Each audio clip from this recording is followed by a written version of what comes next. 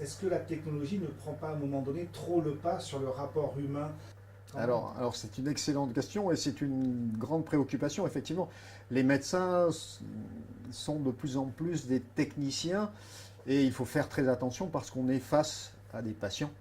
Et donc l'accueil des patients, la relation humaine reste primordiale.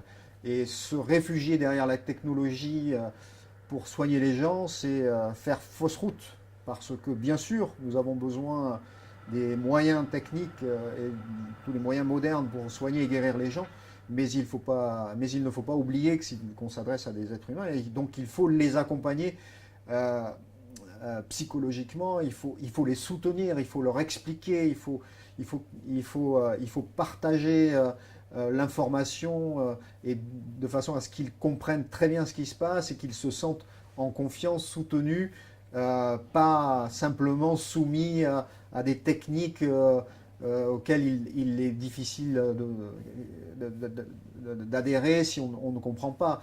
Et puis, si le médecin n'est qu'un technicien, il n'y a pas de relation de confiance, il n'y a pas de relation humaines qui sont indispensables au bon déroulement, au confort et au résultat final de la prise en charge du traitement. On les voit quand même 5, 6, 7 semaines, donc tous les jours. Donc à la fin, on les connaît un petit peu. Et c'est vrai que des fois, s'il y a des gens qui nécessitent vraiment beaucoup d'écoute et qui vont pas bien, on leur propose de voir la psychologue. C'est ce que j'allais vous demander. Parce que Vous faites d'autres réunions par moment avec les autres oui, services? oui, pas forcément toujours, mais avec la psychologue, le socio-esthéticien, la diététicienne, des choses comme ça, oui.